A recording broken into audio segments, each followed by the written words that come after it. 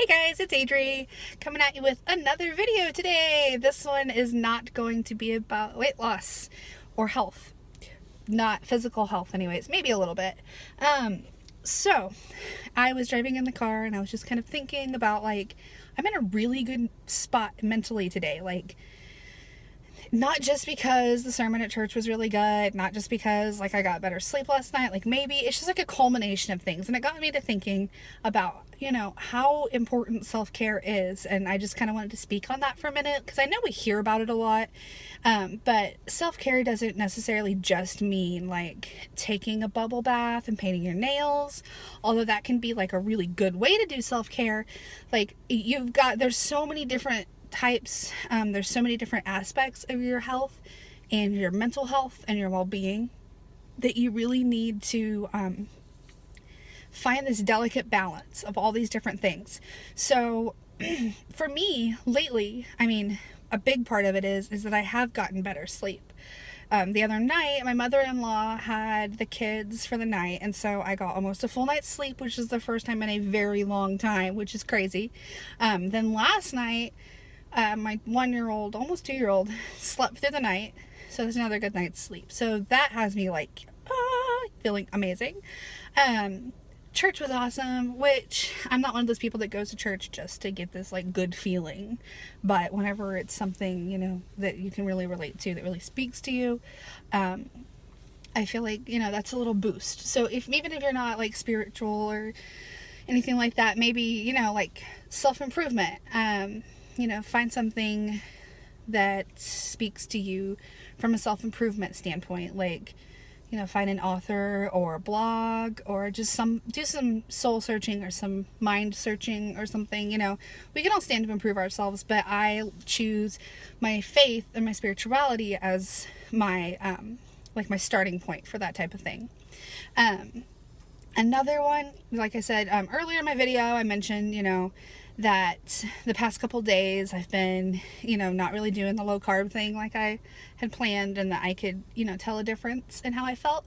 But overall, nourishing your body with really good foods that are good for it, finding the right balance for you, making sure you're well hydrated, that's another really important component to self-care. So for me, for example, being a really busy mom, sometimes I kind of get to feeling bad about myself because I'm oh, I can't do any self-care. I just want to go use my bath bomb, I just want to read my book, I just want to pee in silence. But even if I don't have time to do those things, and yes, those are important things to do, I would love to read a book in one sitting like I used to, but you can choose to put good food in your body. You can choose to drink water and drink plenty of water. Now, I know that, some people are on a really strict budget, so I'm not saying you have to go out and buy everything all organic.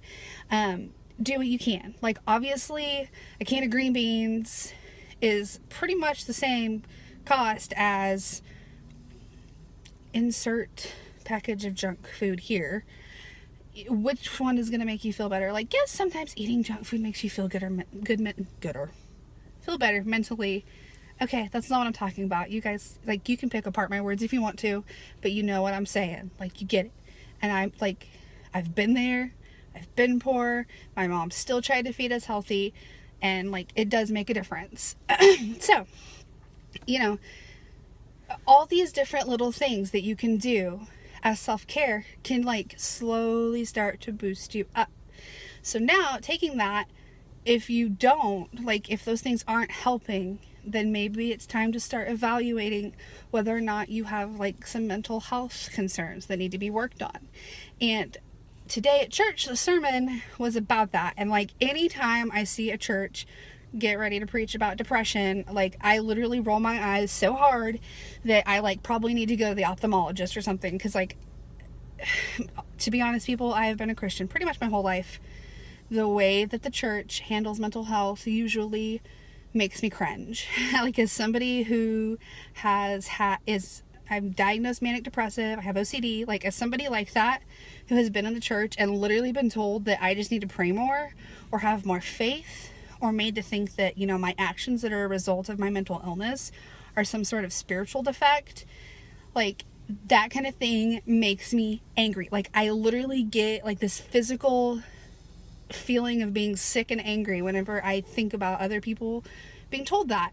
So I was like, oh my goodness, I love this church. Please don't let me be mad at the pastor. But it ended up being really good.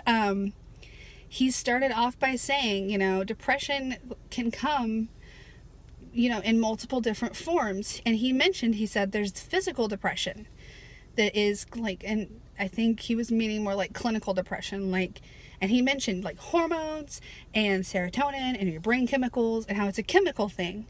Or there's just like fleeting, like emotional depression and then spiritual depression. Because if you are somebody of faith, then you know the term spiritual depression. Like, you can, overall, like, your life can be good, but you're just in a spiritual funk. Like, that can contribute to it. I was like, cool, you know, that's awesome. And then they went on to talk even more about how if you are, you know, having depression problems, that church isn't helping, or that being with people isn't helping, or that seeing a counselor isn't helping, that it is okay and it is good to go to a doctor. And the minute he said that, my mind was just like, what just happened? Like, oh my, I literally, okay, I go to a church where we have like a teleconference type system. Like, I literally, if he would have been on stage, like the pastor that was preaching that message, I literally would have ran on there and given him a hug.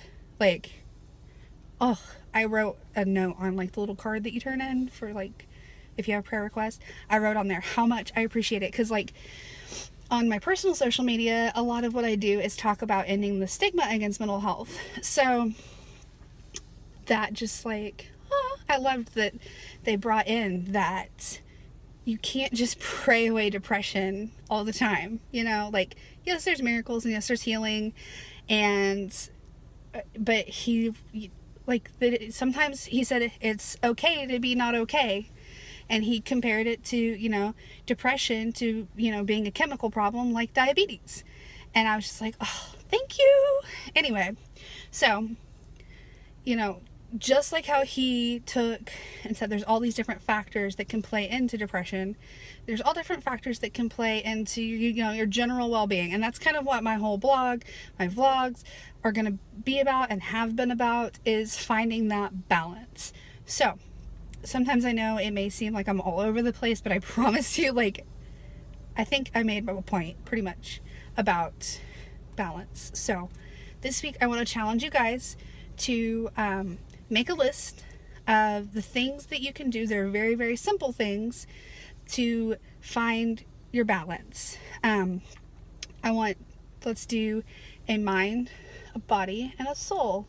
And if you don't believe in like the soul and spirituality, I'm sorry, the wind is blowing my car and making my camera shake. If you don't believe in a soul, then do another form of, you know, bettering yourself as a person.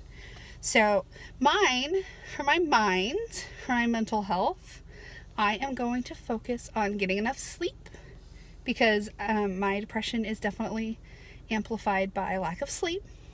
For my body, I am going to continue to try to eat a more low-carb lifestyle, drink plenty of water. I'm going to exercise at least 3 days this week, which doesn't seem like a lot, but I am starting over, so I'm going to shoot for more. And then for my soul portion, I am going to read my book that I've been trying to get through. It's called Uninvited by Lisa TerKeurst. I'm going to read that and see where that gets me. So if you guys want to leave in the comments what you're going to do and let me know, that'd be awesome. And I will check back with y'all in a few days or next week. Thanks for listening to my rambling. I appreciate y'all. Bye.